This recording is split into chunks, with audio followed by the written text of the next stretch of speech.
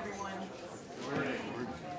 Welcome to the Miller Center Forum. Today we're thrilled to welcome Thom Shanker and Eric Schmitt, two of the nation's most accomplished journalists covering national security and military affairs, and the authors of Counterstrike, the untold story of America's secret campaign against Al-Qaeda. Both of them spent roughly the last year as senior writers in residence at the Center for New American Security. Thom Shanker joined the New York Times in 1997 as assistant Washington editor and is currently a correspondent covering the Pentagon and national security, including efforts at transformation within the Pentagon and the global campaign against terrorism. Prior to joining the Times, Mr. Shanker was a foreign editor of the Chicago Tribune, spending extensive time based in Berlin and also as Moscow bureau chief.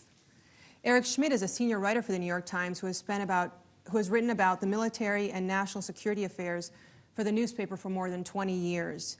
Mr. Schmitt has covered some of the biggest stories and was part of two teams of Times reporters awarded the Pulitzer Prize, including one in 1999 for coverage of the transfer of sensitive military technology to China, and another in 2009 for coverage of Afghanistan and Pakistan. Since the September 11th attacks, both have made numerous trips to Iraq and Afghanistan, embedding with troops at various levels to cover American military operations there. Please welcome Thom Shanker and Eric Schmitt.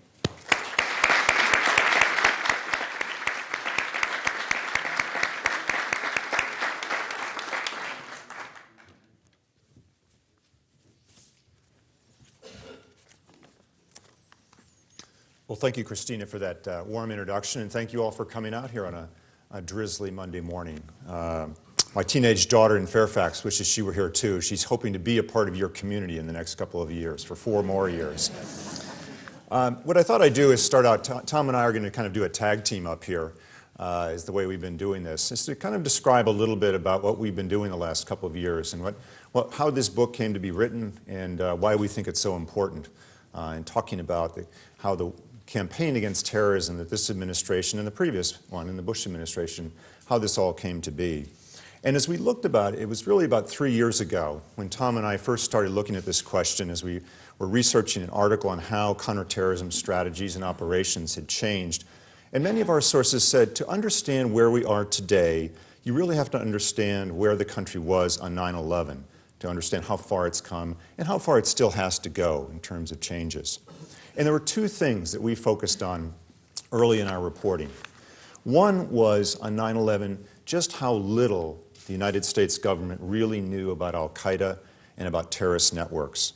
And to give an understanding of this and really understand a little bit about how little it was known, as we went around and we talked to individuals in the Bush White House who were there that day and were in the White House and in Washington, and it became clear on 9/11 that it was Al-Qaeda was the organization that was responsible for carrying out the attack.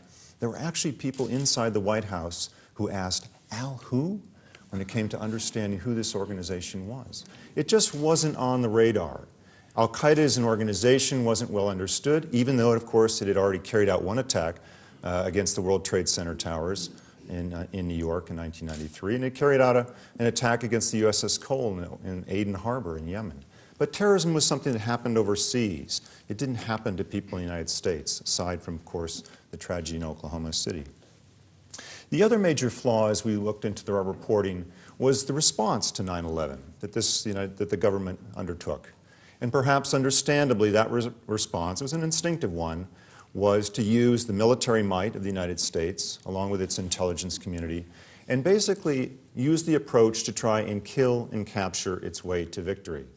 I mean, the idea, after all, was if we just kill enough of these fighters and kill and capture enough of its leaders, that this organization will collapse internally and we'll be done with it. That was pretty much the thinking, even after the successful efforts in Afghanistan with a small number of Special Forces troops going in and working with the Northern Alliance to move out Al-Qaeda out of Afghanistan and take down the Taliban government. But that really was the theory. That was the philosophy. That was the thinking at the time. And it was only a couple years into this whole campaign when there's an important pivotal moment, as we write in our book. And this comes in December of 2003. And this is when Secretary of Don Rumsfeld pens a very important memo to about half a dozen of his top civilian and military leaders. Now, at this point, we always have to caution our editors that just because Don Rumsfeld said it doesn't mean it's necessarily wrong. In fact, Rumsfeld puts his finger on it in this important memo. It's a very short memo, but he raises this important question. And the question is this: are we, with our operations now, again, this is December of 2003 in Iraq, are we creating more militants than we are taking off the battlefield? And if we are, we have to look at this whole campaign against a new enemy in a different way. And again, Rumsfeld, for all of his flaws, had a vision here. When he had a problem and it wasn't being addressed, you expand the problem. And that is essentially what he did. He's asking, starting with his top military advisors, to do this, but soon it's expanding throughout the government. And this is really one of the first times where the government is starting to look out from that kill and capture mentality. And so what we do in the book is look at this evolution over 10 years, where the government goes from knowing very little about Al-Qaeda and terrorist organizations in general to where we stand today, with a pretty detailed knowledge of its leadership, of its structure, how it works, certainly since the death of bin Laden and the information that was taken out of his safe house in Abbottabad, Pakistan. Much is known. It's still imperfect, though. It's still imperfect knowledge, the understanding of how terrorist networks operate and how they tend to bleed together now in many of the areas that the U.S. is combating forces today. We also look at how this campaign goes from being a fairly straightforward military campaign with the assistance of the U.S. intelligence agencies to what we call a much more whole-of-government approach, where spies and soldiers are still very important, obviously, as the raid on Abbottabad in May that killed bin Laden indicates. But by now, here we are 10 years later, this is a much more whole-of-government, meaning other agencies of the U.S. government are much more involved. The State Department, its diplomats are much more involved in counterterrorism efforts. The Justice Department and the FBI have people who are deployed overseas and are working alongside their foreign counterparts. The Treasury Department, of all things, is the lead agency of the U.S. government in trying to choke off the financing that terrorists use, and have analysts sitting side by side in places like Riyadh in Saudi Arabia, trying to work on cutting back and eliminating wealthy donors in that country who continue to give money to the Taliban and to Al-Qaeda. So as we look forward, in terms of how this approach is going, we're wrestling with those two big questions. Because this is all still very much an evolving picture. How is the threat changing, and how is the response this government makes? So how did this all happen? I'm going to turn it over to Tom to tell you the next part of the story. I'd like to echo very sincere thanks to the Miller Center and to Christina for inviting us here today, and for all of you taking time out of your schedule to let us come and to discuss this with you. I like to say that everything important I know in life I've learned from my wife, Johnny Cash, and the United States Army. And the Army in particular is important because as Eric and I were casting our eyes back over the past 10 years, we were looking for some organizing principles to gather all of this information in a way that would be digestible. And if you know the way the military looks at the world, they divide things into the tactical and the operational and the strategic. And so we do just that in our book. We have some tactical case studies, the young men and women learning, evolving, doing missions on the ground. We have some very cool, very exclusive stories that had never been reported before, and I'll share one of those with you later. And then at the operational level, we analyze how the bureaucracies and the institutions of our government evolved and how they came to a greater understanding that terrorists operate in networks. They even have corporate structures, if you will.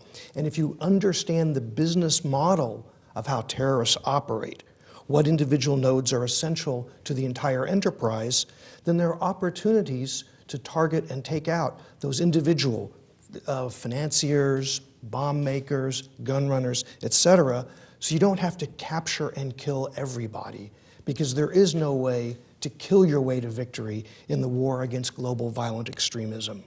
And what the government learned is that it takes a network to defeat a network.